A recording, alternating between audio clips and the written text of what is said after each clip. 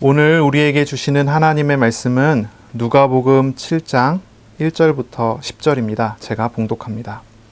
예수께서 모든 말씀을 백성에게 들려주시기를 마치신 후에 가버나움으로 들어가시니라. 어떤 백부장의 사랑하는 종이 병들어 죽게 되었더니 예수의 소문을 듣고 유대인의 장로 몇 사람을 예수께 보내어 오셔서 그 종을 구해 주시기를 청한지라. 이에 그들이 예수께 나와 간절히 구하여 이르되 이 일을 하시는 것이 이 사람에게는 합당하니이다.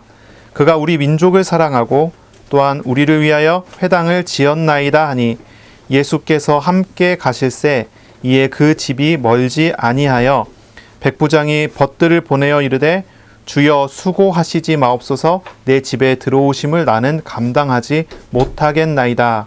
그러므로 내가 주께 나아가기도 감당하지 못할 줄을 알았나이다. 말씀만 하사 내 하인을 낫게 하소서. 나도 남의 수하에 든 사람이요 내 아래에도 병사가 있으니 이더러 가라 하면 가고 저더러 오라 하면 오고 내 종더러 이것을 하라 하면 하나이다. 예수께서 들으시고 그를 놀랍게 여겨 돌이키사 따르는 무리에게 이르시되 내가 너희에게 이르노니 이스라엘 중에서도 이만한 믿음을 만나보지 못하였노라 하시더라. 보내었던 사람들이 집으로 돌아가 보매 종이 이미 나아 있었더라. 아멘. 오늘 말씀은 누가복음 7장 1절부터 10절입니다. 이방인 백부장의 믿음이라는 제목으로 우리가 함께 말씀을 나누겠습니다. 믿음에 대한 그러한 가르침이시죠. 가르침입니다. 믿음에 대한 가르침이에요. 믿음이라고 하면은 오해를 하는 사람들이 있어요. 믿음이라고 하는 것은 예를 들어 은행에 돈을 저축하는 것 같은 그런 개념으로 생각하는 사람이 있어요. 그래서 믿음을 쌓고 또 쌓고 또 쌓아갖고 어떤 응답을 받는다는 그런 식으로 기도를 생각하는 그런 사람들, 그렇게 생각하는 사람들 많이 있죠. 믿음도 그렇게 비슷하게 생각하는 그런 사람들이 있어요. 왜냐하면 예수님께서 말씀하시는 내용 중에 믿음의 분량에 관련된 그런 내용 때문에 그래요. 믿음이 많이 쌓여 있으면 많은 응답을 받고 조금 쌓여 있으면 조금 응답을 받고 이런 식의 생각을 하는 거죠. 하지만 믿음의 분량에 대한 그 이해는 뭔가 한 가지가 빠져있기 때문에 잘못된 이해가 되게 쉬워요. 무엇입니까? 하나님과의 인격적인 만남이라고 하는 그 중요한 그것이 있어야 되거든요. 근데 그게 빠지고 분량만 남는 거예요. 그러면 이제 오해하는 거죠. 예수님께서 제자들을 부르셔서 제자들에게 주셨던 가장 첫 번째 가르침 묶음 중에 하나에 기도에 대한 가르침이 들어가 있어요. 그게 우리가 잘 아는 주기도문을 가르치실 때죠.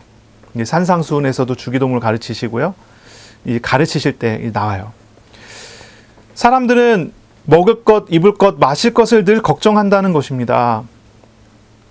예수님께서는 말씀하시기를 믿음이 작기 때문에 그렇다는 거예요.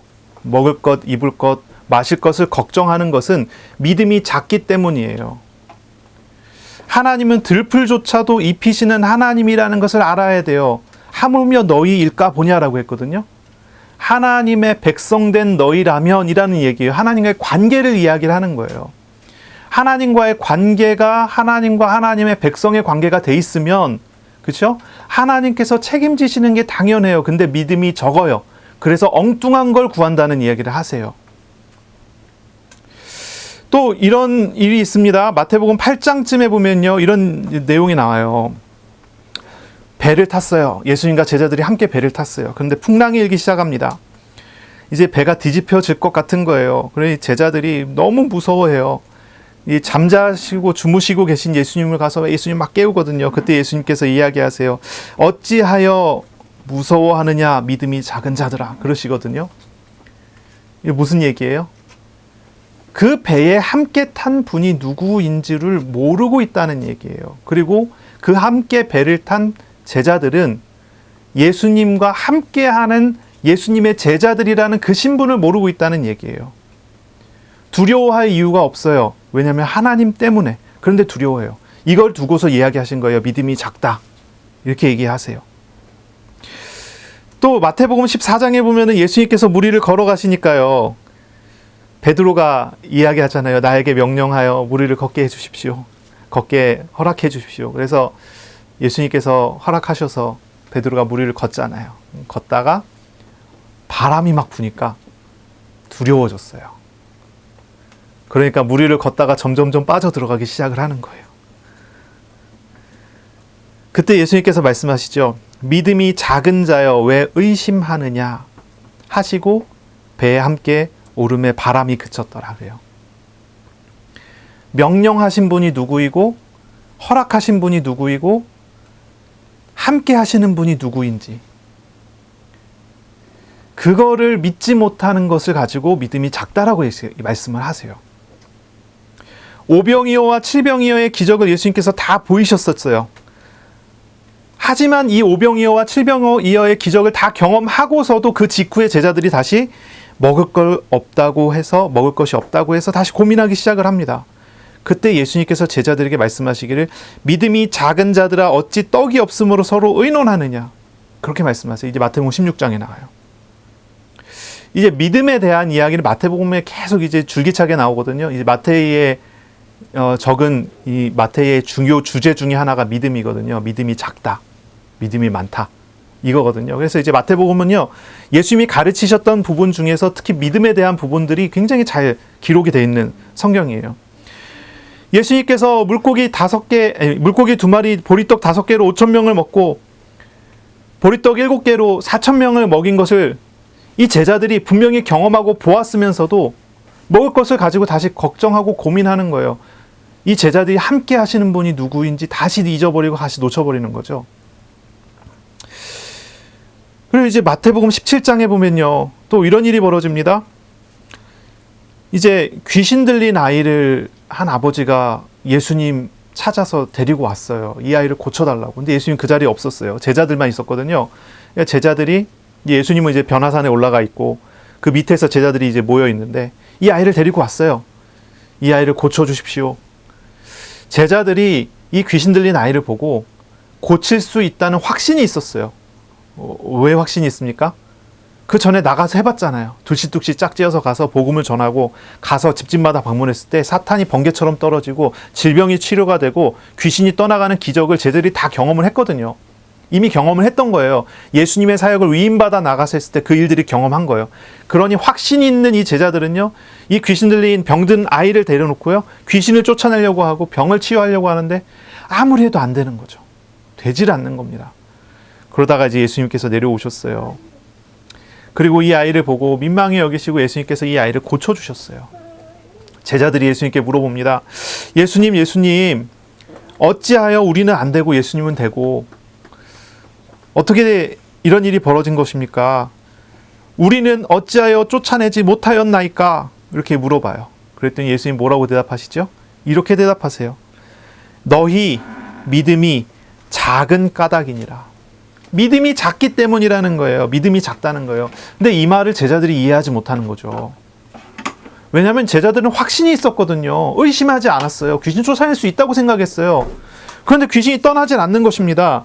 예수님은 믿음이 작기 때문이라는 거예요. 그러면서 말씀하시기를 진실로 너희에게 이르노니 만일 너희에게 믿음이 겨자씨 한 알만큼만 있어도 이 산을 명하여 여기서 저기로 옮겨지라 하면 옮겨질 것이요 너희가 못할 것이 없으리라.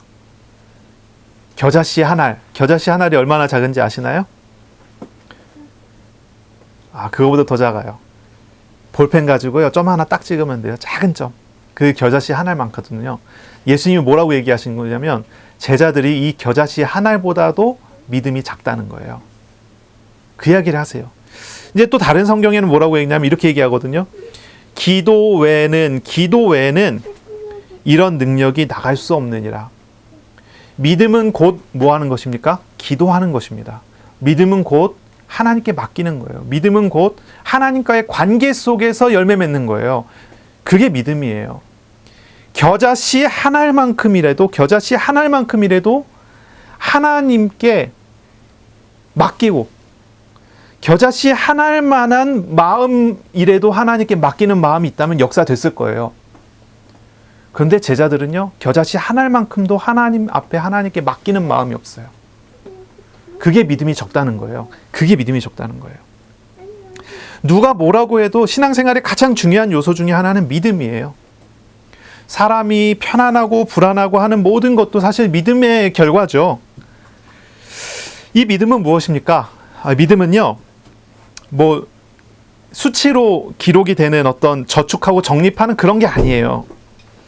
믿음은 하나님과 나와 하나님과의 개인과의 인격적인 관계와 관련돼 있는 거예요. 인격적인 관계에 관련돼 있어요. 성도가 하나님을 신뢰하는 거, 성도가 자기를 부인하고 하나님께 자기 자신을 의탁하는 거, 맡기는 것이 믿음이에요. 하나님과의 인격적인 관계와 관련되지 않은 것은 그건 믿음이라 하지 않아요. 신념이라고 하지 믿음이라고 할 수가 없어요. 제자들이 현장에 나가고 많은 기적을 체험했었던 그 경험을 가지고 조금도 의심하지 않는 확신을 가지고 역사를 해도 주님께 맡기지 않는 것은 믿음이 아니라 신념에 불과해요. 아무리 성경적인 이론과 관계되어 있고 아무리 성경적인 내용과 관계되어 있고 신학적인 어떤 바탕을 가지고 있어도 그건 믿음이 되지 않아요. 하나님과 나와 지금 만나서 함께하고 은혜 누리고 하나님으로부터 위임받은 은혜를 가지고 일하지 않는다면 그건 믿음이라 할 수 없죠. 이게 굉장히 중요해요. 하나님을 믿는다, 하나님을 신뢰한다고 하는 것은 굉장히 뭐랄까요? 아주 중요한 결과를 가져오죠. 하나님을 신뢰하게 되면 내 생각을 내려놓게 돼요. 내 것을 내려놓게 돼요. 하나님을 신뢰하기 때문에 자기 생각을 내려놓게 돼요. 하나님께 자신을 의탁하고 하나님의 말씀에 순종하게 돼요. 하나님을 믿는 사람은 이런 과정으로 넘어가게 되죠. 그런데 아까 그 제자들은요, 자신의 경험과 자신의 생각과 자신의 마음을 의지하는 거예요. 그러니까 하나님을 신뢰하지 못하는 거예요. 겨자씨 한 알만큼도 하나님을 신뢰하지 못하는 거예요. 하나님 앞에 자기 생각을 내려놓지 않는 거예요. 자기를 부정하지 않는 거예요. 이게 중요해요. 겨자씨만한 믿음이라는 이 말의 의미는 조금이라도 믿음을 정립해 나가라, 믿음을 쌓아 나가라, 조금이라도 의심하지 않는 믿음을 준비해라, 이런 얘기가 아니에요. 하나님을 신뢰하고 하나님의 뜻에 나를 맡기는 아주 작은 믿음의 조각조차도 하나님은 결코 외면하지 않는다는 그런 말이에요. 이게 중요하죠. 우리가 주님과 함께, 우리 예수님과 함께 살아가는 우리의 신앙생활에서 저와 여러분이 정말로 얻어야 되는 게 무엇입니까? 우리가 평생 얻어가야 되는 정말 중요한 것이 있다면 다른 게 아니죠. 주님을 신뢰해 나가는 거예요. 나 자신을 주님께 더 맡기고 온전히 맡기고 주님께 나 자신을 드리는 것이죠. 그리고 주님과 함께 살아가는 거예요. 그것이 우리가 평생 우리가 얻어가야 되고 우리가 인도받아야 가야 되는 그런 부분이 돼요. 우리의 믿음은 성장되어야 합니다.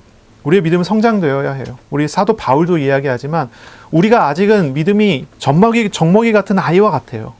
우리가 이제 점점 자라나서 장성한 어른이 될 정도로 우리의 믿음이 자라나야 되죠. 성장해 나가야 돼요. 어떻게 성장합니까? 바울은 우리에게 권면을 하기를 하나님의 말씀을 먹으라고 합니다. 하나님의 말씀을 먹어라. 우리의 믿음이 성장하는 것은 말씀을 따라가며 말씀하시는 하나님을 경험할 때 되어지는 거예요.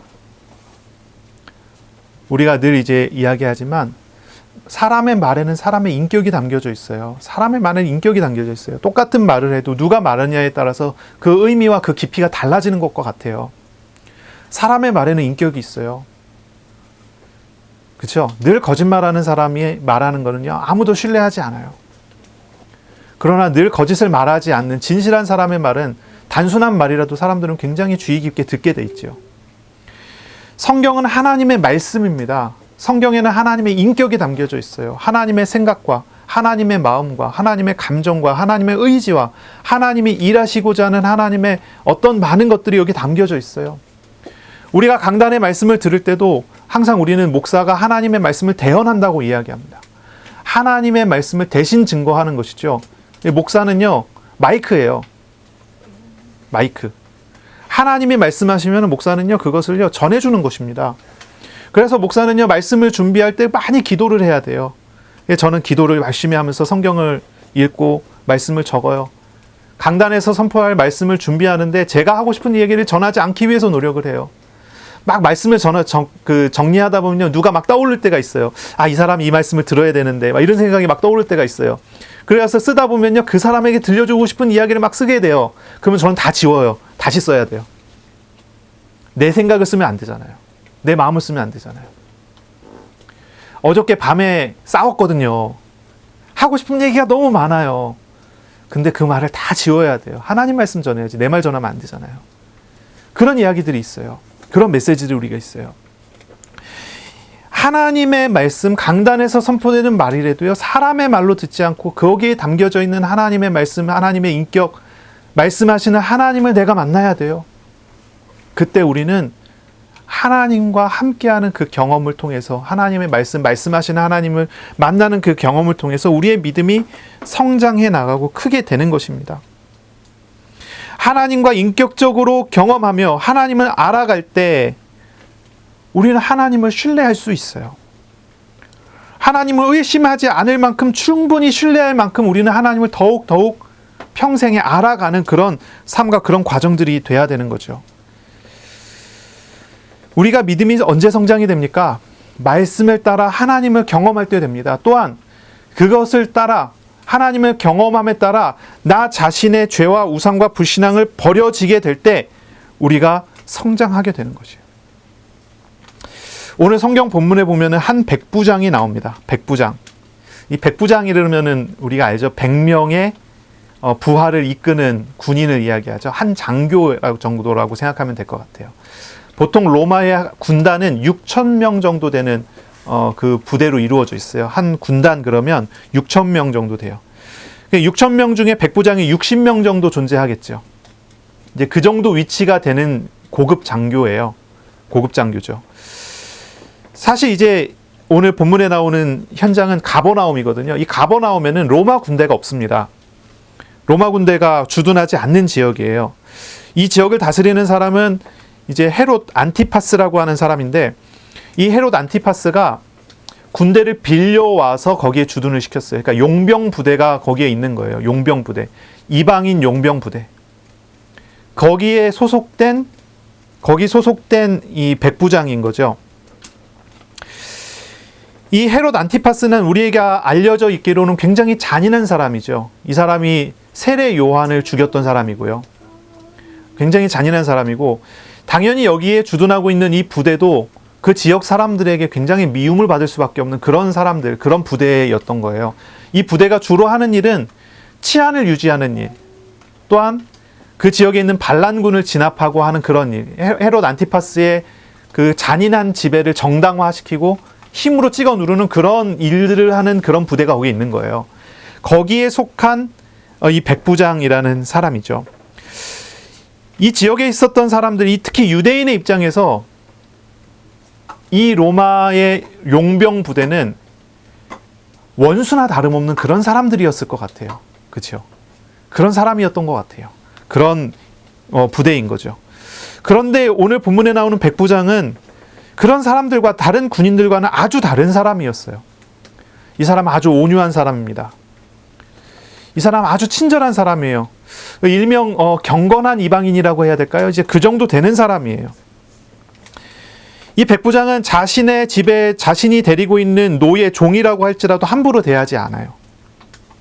아주 친밀하게, 특히 사랑을 주며 대하는 그런 사람이었던 것 같아요.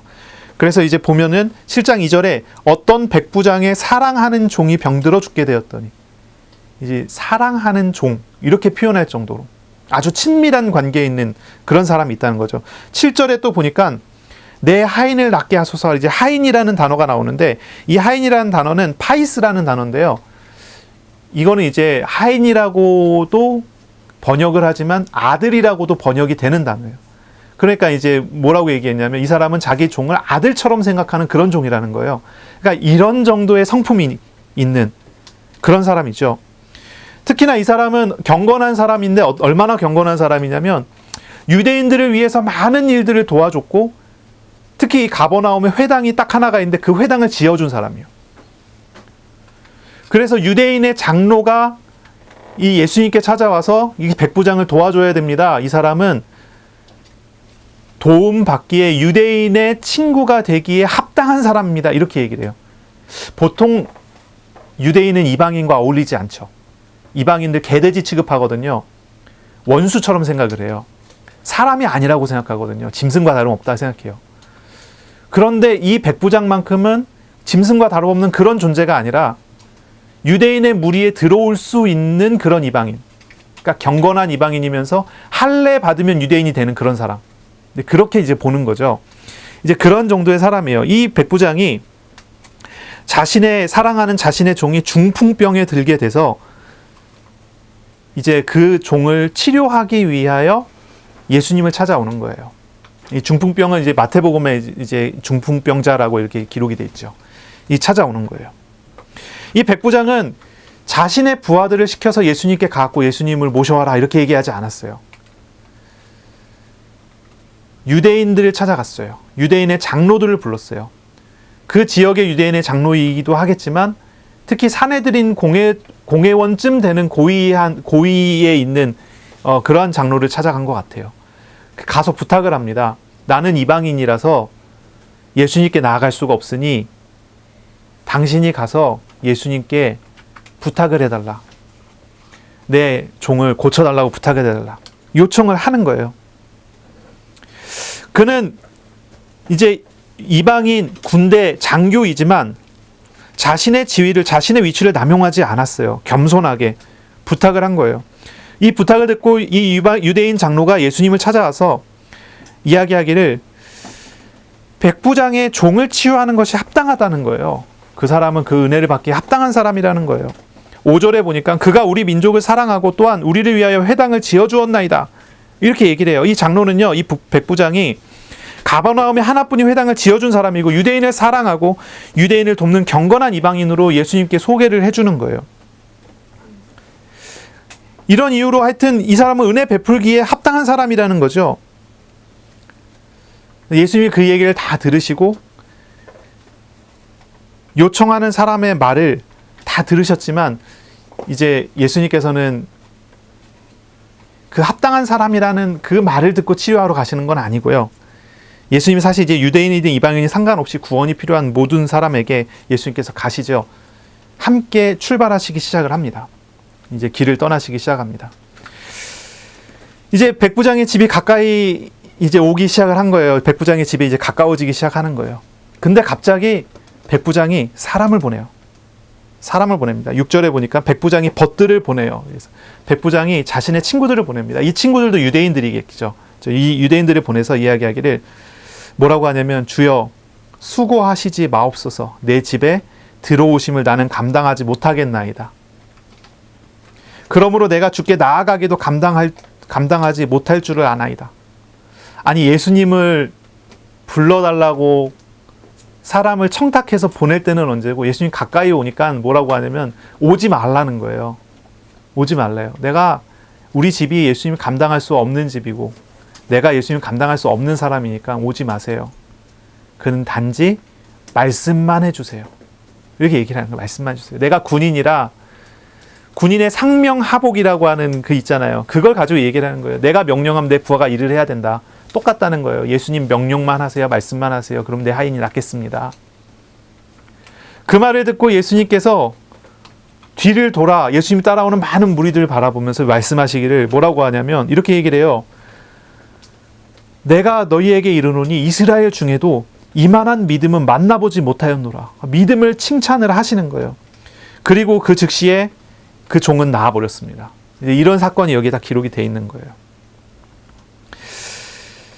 백부장이 예수님을 주여라고 불렀단 말이죠. 사람을 보내서 7절에 6절에 주여 수고하시지 마옵소서 주여 했단 말이에요. 이 주여라고 하는 단어 성경에 이 누가복음에 세 번째 등장했죠. 세 번째 등장했어요. 베드로가 했고 중풍병자가 했고 백부장이 했어요. 세 번째 이 주여라는 단어 그냥 높임말이 아니라 그랬죠. 누가복음에서 쓸 때는 높임말로 사용하는 주여는 다 빼고 예수님을 그리스도로 예수님을 하나님으로 표현하는 표현만 남겨놨다 그랬죠. 누가가 이 주여라고 부르는 거예요. 아주 짧은 시간이에요. 유대인의 장로에게 부탁을 해서 보내고 난 다음에 예수님께서 오고 계시다는 소식을 듣기까지 얼마나 많은 시간이 걸렸을까요? 굉장히 짧은 시간이었던 것 같아요. 그 짧은 시간 안에 이 백부장이 변화가 돼버렸어요. 변화가 돼버렸어요. 유대인의 장로를 청하여 예수님을 오게 해달라고 했을 때 이 사람은 어떤 생각을 했겠어요? 이런 생각을 했겠죠. 내가 지금까지 유대인들에게 베푼 게 얼마나 되고, 그리고 내가 죄를 짓지 않고 유대인처럼 살려고 노력했던 게 얼마나 되고, 내가 경건한 사람으로 살기 위해 노력했던 게 얼마나 되고, 그러니 은혜 받기에 합당치 않겠느냐, 이런 생각하지 않았겠어요? 그런데 짧은 시간이 지났는데 그 시간 안에 이 백부장이 변화가 돼버렸어요. 어떻게 했냐면, 나는 주님이 우리 집에 오셔서 머무시기에 합당치 못한 사람이구나, 감당할 수 없는 사람이구나, 내가 예수님 앞에 나서기도, 그 앞에 서기도 감당하지 못할 만한 사람이구나, 그런 생각을 한 거예요. 제가 이 본문을 가지고 찾다 보니까 어떤 주석가는 이렇게 얘기를 했어요. 백부장이 유대인의 정결 규례를 지켜주기 위해서, 예수님 배려하기 위해서 자신이 이방인이니까 예수님을 만나지 않겠다고 말씀만 해달라고 그렇게 부탁을 한 거다라고 한 주석도 있어요. 그런데 이 성경의 본문은 그렇게 읽어지지가 않죠. 그렇게 읽어지지가 않아요. 이 백부장의 태도는 유대인의 전통을 지켜주는 이방인의 그런 모습이 아니에요. 이 백부장은 군대 장교로서 아주 높은 위치에 있는 그런 사람이잖아요. 그럼에도 불구하고 이 정복자로서 군대 장교예요. 유대인은요, 피정복자로서 식민지 백성이에요. 그렇지 않아요?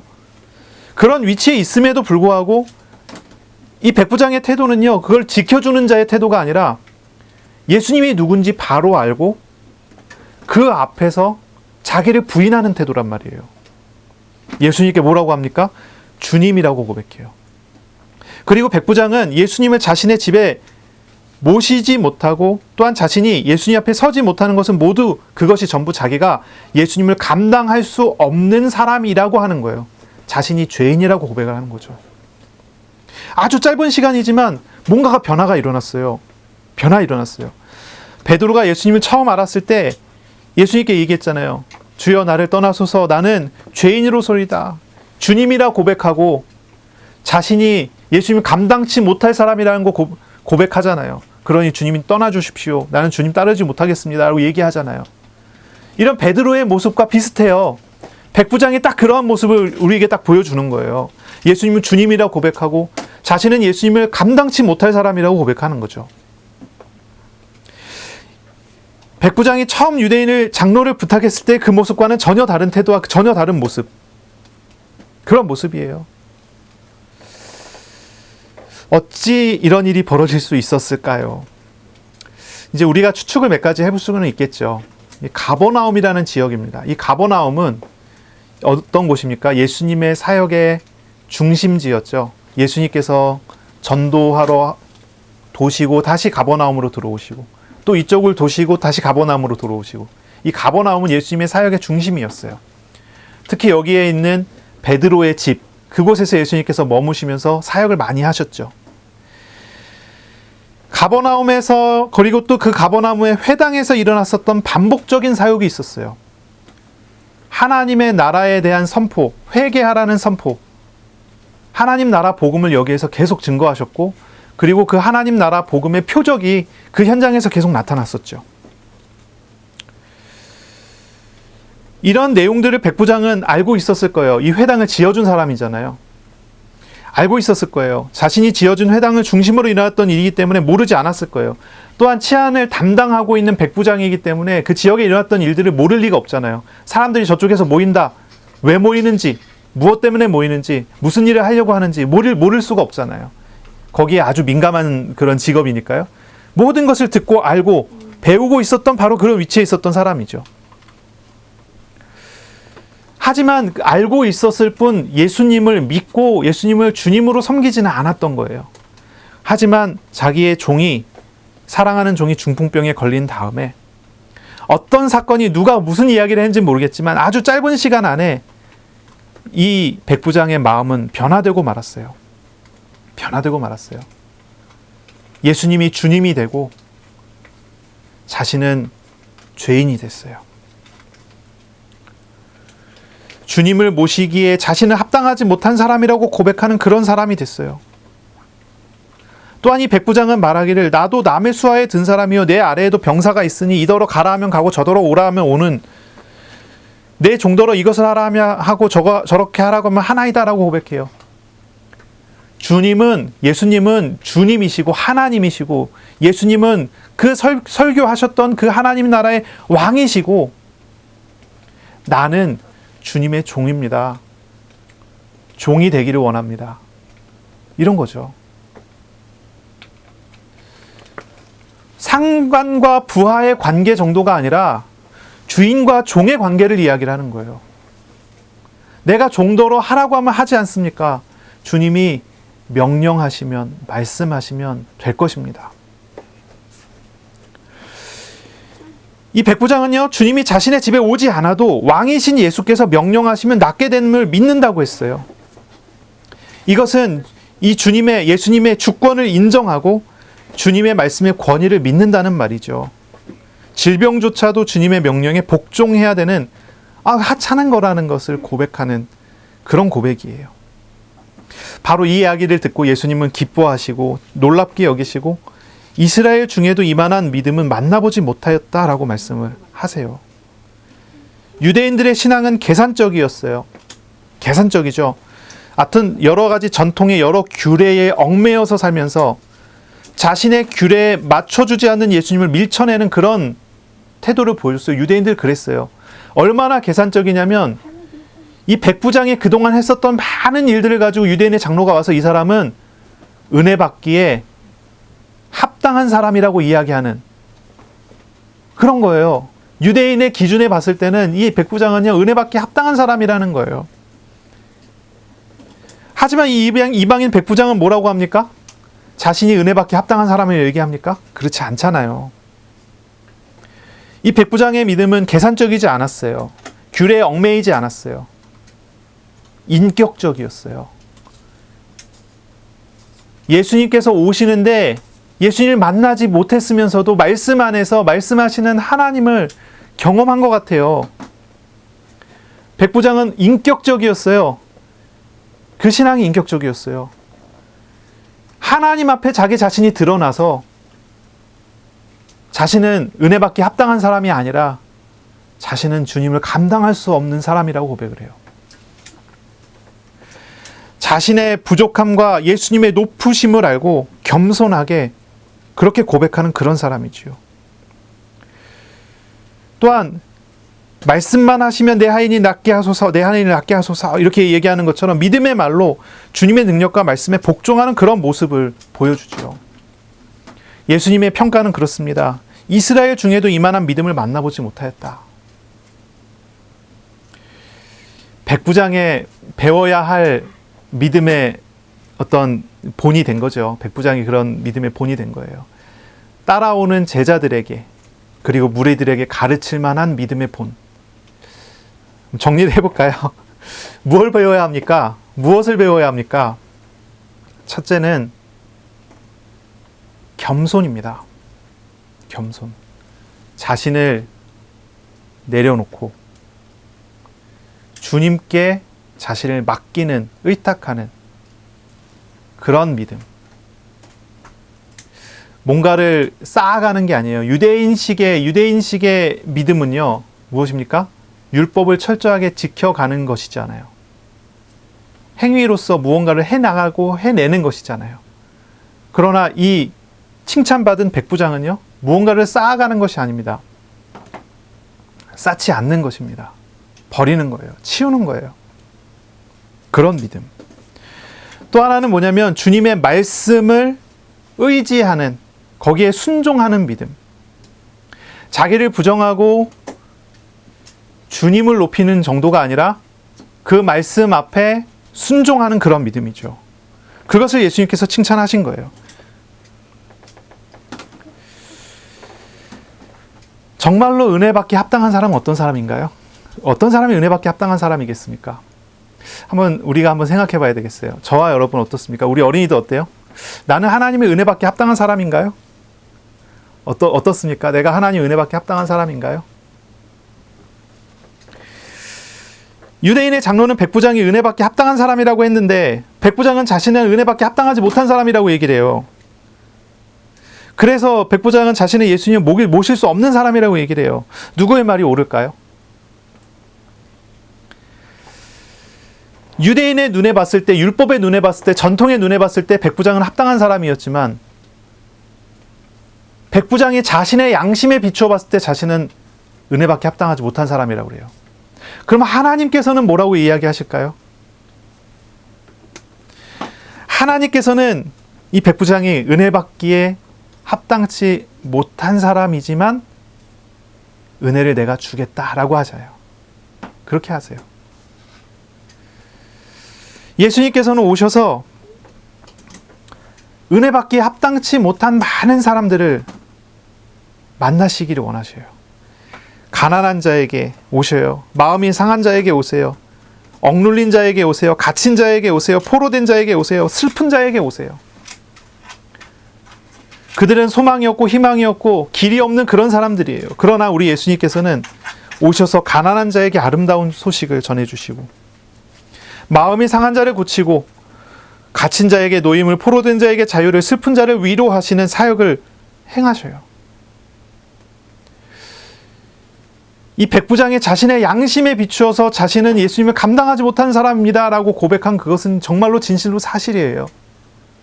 그러나 그런 사람에게 예수님께서는 은혜를 부어주시고 그 종을 치료하시고 인도하시는 거죠. 저와 여러분은 어떤 사람으로 발견되길 원하십니까? 많은 사람들은요, 은혜받기에 합당한 사람으로 발견되길 원할 거예요. 그러나 우리의 실상은, 우리의 본성은, 우리의 중심은요, 사실 하나님 앞에 은혜받기 합당치 않은 사람이라는 걸 알아야 돼요. 그런 사람이지만 하나님 은혜 주신다는 것도 알아야 돼요. 이렇게 될 때 우리가 진짜 믿음을 배우는 거예요. 겸손을 배우게 되는 거죠.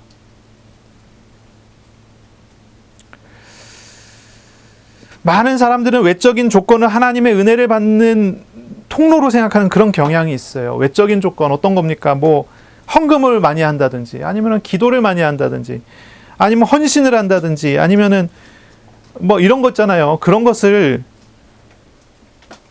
하나님의 은혜 받기에 합당한 조건으로 생각한다니까요. 그런 사람들이 많다니까요. 하지만 우리 하나님께서는요, 그런 걸 받으시려고 하시지 않죠. 하나님께서는 그런 걸 원하시지 않아요. 하나님께서 원하시는 것은요, 황소를 원하시는 게 아니에요. 하나님께 드리는 어떤 뭐랄까 값비싼 어떤 재물을 원하시는 게 아니에요. 우리 주님께서 우리에게 원하시는 것은 이런 외적인 조건이 아니라 우리 하나님이 받으시길 원하시는 것은 우리의 상한 심령이에요. 상한 심령. 죄를 고백하며 회개하는 마음이에요. 죄를 미워하며 하나님께로 나아오는 그런 심령을 하나님께서 받기를 원하시는 거죠.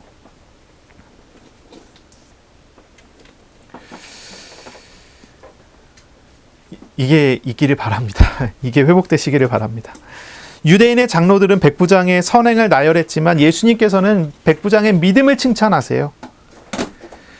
우리 주님께서는 자기를 부인하고 우리 주님의 말씀을 따르는 그런 순종하는 신앙을 기뻐하십니다. 이런 믿음, 이런 신앙 회복하시기를 바랍니다. 아멘. 예. 혹시나 어떤 사람은 시험 중에 있을 수 있겠어요. 어려움 중에 있을 수 있겠어요. 갈등이 있을 수도 있겠어요. 시험이나 어려움이 있다면 믿음을 가지고 믿음으로 하나님께 기도하시기를 바랍니다. 욕심은 버리고 우상도 버리고 하나님을 신뢰하고 하나님께 맡기는 그런 기도를 시작하세요. 우리 예수님은 가난한 자에게 아름다운 소식을 전하기 위해서 우리에게 오셨어요. 우리 예수님은 절망과 고난의 과정 속에서 참 빛과 소망이 되시는 하나님이세요. 우리가 예수님과 함께할 때, 예수님과 교제할 때 우리는 하나님이 주시는 평안을 얻고 하나님께서 약속하시는 보장을 받고 우리는 그 속에서 쉬게 되는 거예요. 큰 절망과 고난이 있는 사람일지라도 우리에게 찾아오시는 생명이신 예수님을, 그리스도를 의지하고 의뢰하며 나아가야 할 것입니다. 한 주간 하나님의 말씀을 묵상하시고 말씀하시는 하나님과 동행하는 그런 시간을 가지시길 바랍니다. 말씀하시는 하나님께서 말씀하신 대로 어떻게 우리와 동행하시고 함께 하시는지를 그걸 알아가는 한 주간의 도전이 되시길 바라요.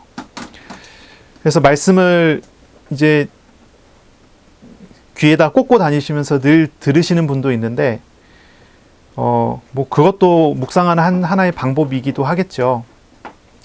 예.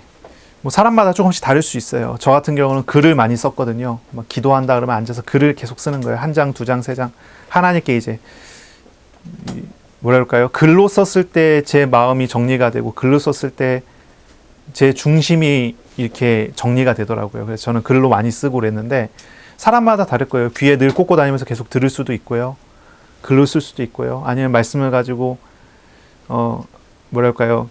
반복해갖고 읽을 수도 있고 성경 본문을 계속 읽기도 하고요. 여러 방법이 있겠죠. 어쨌든 우리의 중요한 방향 한 가지는 뭐냐면 말씀을 묵상함으로써 말씀하시는 인격적이신 우리 하나님, 하나님의 마음, 하나님의 생각, 하나님의 의지, 하나님 되심을 우리가 하나님 되시는 하나님을 만나는 거예요.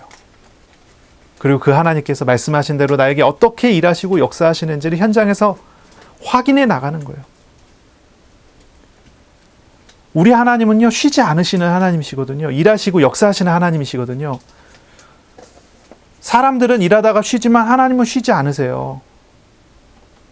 하나님은 세상의 모든 것을 만드시고 안식일 날 안식하셨어요. 사람과 모든 것이 하나님 앞에서 예배하도록 하셨어요. 그러나 그 안식일 날조차도 하나님은 쉬지 않으셨어요. 모두에게 하나님의 섭리대로 하나님의 일하시는 은혜대로 각 사람에게 은혜를 베푸시잖아요. 말씀하신 하나님께서 우리가 한 주 동안 생활할 때 우리와 동행하신 하나님께서 쉬지 않으시고 일하실 거예요. 말씀을 하신 대로 우리를 어떻게 인도하시고 역사하시는지 우리에게 보이시길 원하실 거예요. 부족한 것은 우리의 믿음이죠. 그러니 이번 한 주간 믿음의 눈을 뜨시길 바랍니다. 나의 생각을 조금 내려놓고 하나님의 말씀으로 채우면서요. 현장을 살아가셔요. 그 속에서 하나님이 하시는 일들을 보세요. 예수님께서 우리의 마음과 생각, 우리의 삶과 현실, 우리의 자녀와 가정을 온전히 지키시는 그런 한 주간 되시기를 예수님의 이름으로 축복합니다. 아멘. 기도하겠습니다. 하나님 감사합니다. 이방인 백부장을 통해서 우리에게 믿음의 한 모델을 보여주셨으니 감사합니다. 한 주간 하나님, 우리가 하나님을 인격적으로 알아가며 하나님을 믿고 신뢰하고 의지하고 우리 자신을 내려놓고 주님과 동행하는 은혜 있기를 원합니다.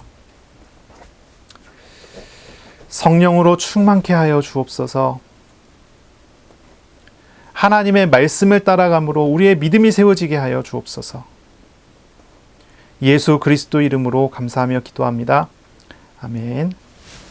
우리 구주 예수 그리스도의 은혜와 하나님의 사랑하심과 성령의 교통하심이 이제로 영원까지 항상 함께 있을지어다. 아멘.